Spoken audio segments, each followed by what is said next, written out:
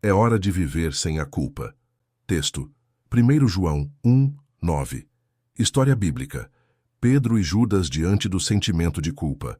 Propósito: compreender que o sentimento de culpa, na medida certa, é necessário para o crescimento pessoal e espiritual. Princípio doutrinário. Conduta cristã. Leitura adicional. Mente, caráter e personalidade. Volume 2, capítulo 48. Hoje abordaremos um sentimento comum e essencial para nossas vidas, mas que pode se tornar perigoso se não for bem administrado. A culpa. Infelizmente, muitas pessoas não sabem lidar com a culpa de maneira adequada. A maioria não sabe como agir quando esse sentimento surge. Imagine uma linha na qual, em um extremo, encontra-se a ausência da culpa e, no outro extremo, o excesso de culpa. Primeiro, indivíduos que não sentem culpa são frequentemente insensíveis às necessidades e sentimentos alheios. Eles cometem erros repetidamente, muitos dos quais são sérios, mas não demonstram remorso algum. Em uma reportagem, li sobre um homem que matou seu vizinho com 6 tiros à queima-roupa, voltou para casa, tomou banho, jantou e dormiu tranquilamente. A ausência total de culpa costuma estar associada a transtornos de personalidade, como a psicopatia e o narcisismo. Quando o sentimento de culpa não é ativado, é impossível reparar o próprio comportamento, desenvolver habilidades. Mas existe algo ainda mais profundo. Se não há culpa, não há erro, não há pecado, logo não há sentido a morte de Cristo na cruz. Por outro lado, a Bíblia é clara ao afirmar, Romanos 3, 23, pois todos pecaram e carecem da glória de Deus. A ausência da culpa não me permite reconhecer e reparar meus próprios erros, e principalmente não me leva a reconhecer e entender a necessidade da ação de Deus em minha vida. Segundo, no outro extremo, existem aquelas pessoas que se sentem culpadas constantemente. Muitas vezes, elas nem são responsáveis por algo que deu errado, mas tendem a puxar a responsabilidade e, consequentemente, a culpa para si mesmas. Enquanto o sentimento de culpa permanece, elas não conseguem seguir com suas vidas de forma leve. Em geral, são pessoas que apresentam um nível maior de autoexigência, perfeccionismo, autocobrança, autocrítica. O sofrimento emocional é frequente. O sentimento de culpa passa a fazer parte da vida da pessoa. Infelizmente, a culpa pode levar ao adoecimento e, em casos extremos, até a morte. Ellen White afirma que desgosto, ansiedade, descontentamento, remorso, sentimento de culpa, desconfiança, todos tendem a consumir as forças vitais e a convidar à decadência e à morte. Mente, Caráter e Personalidade, volume 2, página 451. Seja na ausência, seja no excesso de culpa, a ajuda especializada é indispensável. No entanto, existe um terceiro tipo de culpa, posicionado entre esses extremos. A culpa saudável. Esse tipo de culpa é uma parte natural do ser humano e desempenha um papel crucial no nosso crescimento e amadurecimento, tanto pessoal quanto espiritual. A Bíblia diz em Salmo 51, versos 3 e 5, pois eu mesmo reconheço as minhas transgressões, e o meu pecado sempre me persegue. Sei que sou pecador desde que nasci, sim, desde que me concebeu minha mãe. Davi sabia que era um homem pecador, repleto de falhas, e reconhecia seus próprios erros sem tentar fugir deles. Como Davi, todos nós estamos sujeitos a cometer erros enquanto estivermos neste mundo. O sentimento de culpa é essencial, pois nos ajuda a identificar nossas falhas. Portanto, é fundamental aprender a lidar com a culpa, garantindo que ela permaneça apenas o tempo necessário para nos ensinar e não mais do que isso. A culpa é um sentimento humano comum. Surge quando nos arrependemos de decisões tomadas ou quando não aceitamos nossos próprios erros e fracassos.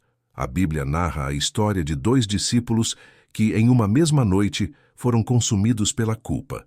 Um deles, arrependido, encontrou um novo propósito e começou a viver o novo de Deus. O outro, infelizmente, não suportou o peso da culpa e acabou destruindo a própria vida.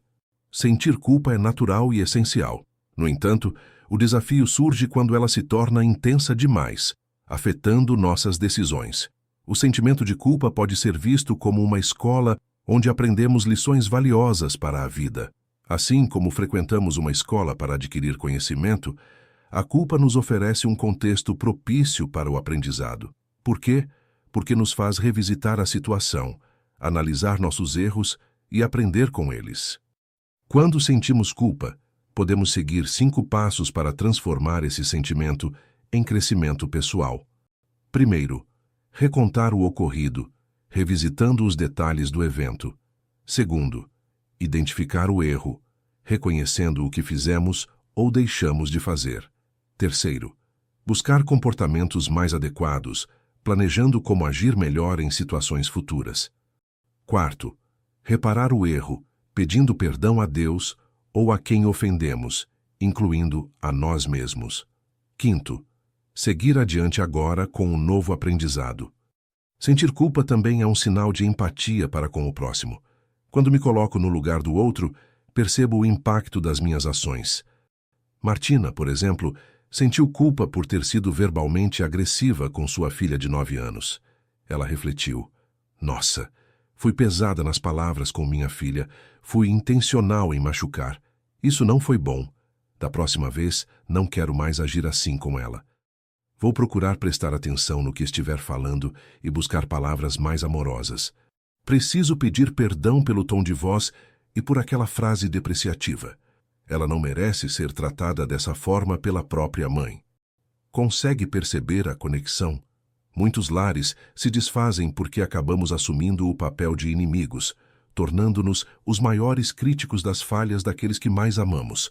Muitas vezes, não prestamos atenção nas nossas próprias palavras e ações.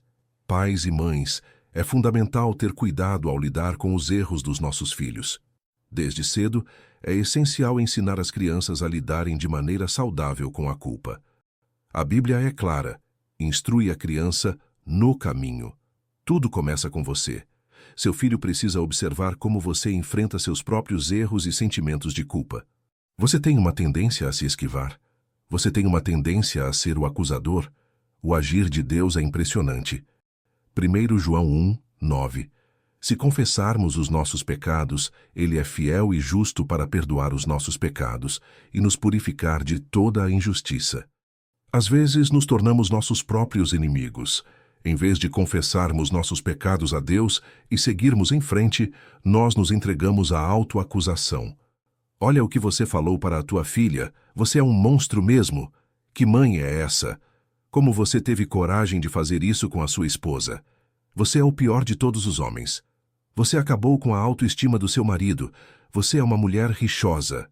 Você fez isso e aquilo. O que o inimigo mais quer é acusar para você começar a se delongar na culpa. E quanto mais tempo permanecer na culpa, mais você irá sofrer. Ellen White afirma: Satanás procura desviar nossa mente do poderoso ajudador para nos levar a ponderar sobre a degeneração de nossa alma. Mente, Caráter e Personalidade, volume 2, página 451. Está na hora de você começar a viver o novo, deixar Deus agir em sua vida. Em Isaías 1, 18, Deus nos convida para uma reflexão conjunta. Em Miqueias 7, 19, Deus utiliza uma poderosa metáfora ao dizer que lança nossos pecados nas profundezas do mar, simbolizando que eles se tornam irrecuperáveis. Isso indica que nossos erros são perdoados e esquecidos, pois nada pode alcançar tais profundezas. Finalmente, em Apocalipse 21, 5, Deus afirma que é capaz de fazer novas todas as coisas, oferecendo-nos uma nova oportunidade para recomeçar. Da próxima vez que se sentir culpado, leve suas preocupações a Deus. Dialogue com Ele e reflita sobre os acontecimentos. Não deixe que autoacusações superem o perdão divino. Pode ser que alguém esteja se sentindo o maior culpado, o maior dos pecadores, pois saiba que quanto mais pecador, mais você carece de Deus em sua vida. Se te julgares o maior dos pecadores, Cristo é justamente o de que careces, o maior Salvador. Ergue a cabeça e olha para fora de ti, para fora do teu pecado, para o Salvador erguido na cruz, fora da venenosa, peçonhenta picada da serpente, para o Cordeiro de Deus, que tira o pecado do mundo. Mente, Caráter e Personalidade, volume 2, página 452. É impressionante observar a ação divina na vida humana. Após o grave erro de Adão e Eva, que trouxe consequências profundas para toda a humanidade, Deus escolheu um caminho surpreendente. Ele os convocou para um diálogo. Gênesis 3, versos 9 e 13, criando uma oportunidade de aprendizado e reflexão para seus filhos amados. Em vez de se afundar em autoacusações, entregue a Deus o que aconteceu. Em Marcos 14, 72, vemos que, quando percebeu seu erro, Pedro chorou amargamente e se arrependeu profundamente. No entanto, ele não deixou que a culpa o consumisse por mais tempo do que o necessário. A culpa veio como uma lição, cumpriu seu papel e Pedro seguiu em frente. Poucos dias depois, no capítulo 21 de João, a partir do verso 15, Jesus testou Pedro, perguntando 3 vezes se ele o amava. Pedro aprendeu a lição e dessa vez agiu de maneira diferente. Da mesma forma, é hora de você viver o novo. Conte a história, identifique o erro, aprenda com ele como agir em uma próxima vez, peça perdão e siga adiante. Não permita que a culpa faça morada em você. Assim como Pedro, você pode superar e crescer a partir de suas experiências. Helena, uma mulher introspectiva, foi convidada por uma vizinha a participar de um encontro na igreja cujo tema era o agir de Deus quando nos sentimos culpados. Era uma noite comum, porém marcante, pois marcou o início de uma nova fase em sua vida.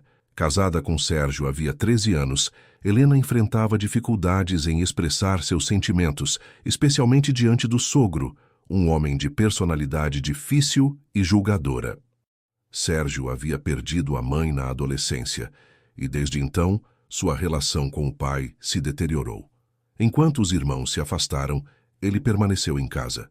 Após uma pequena cirurgia, o sogro foi se recuperar do pós-operatório na casa de Helena e Sérgio, mas sua presença tóxica começou a afetar o bem-estar de Helena.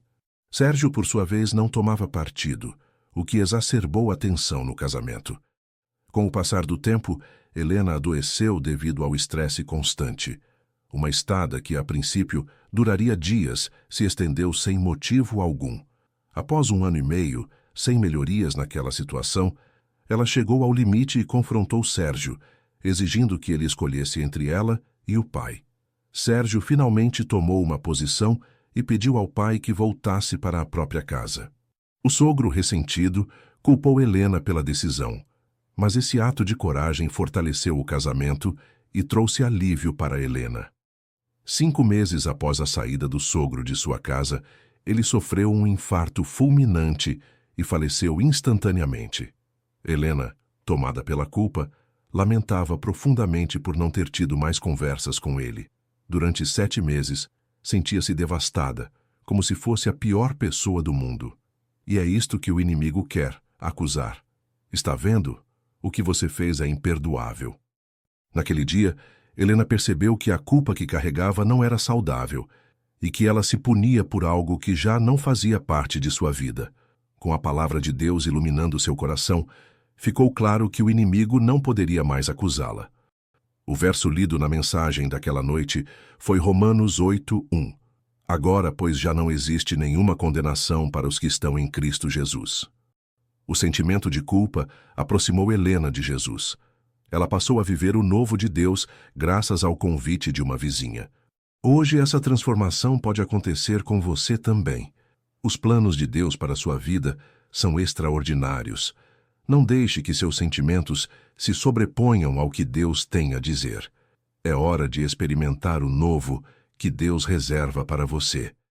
O seu destino nunca foi sua destruição, é a salvação. Quando você aceita a Jesus como seu Salvador, você não é mais culpado, acabou. É hora de viver o novo de Deus para a sua vida. Você aceita?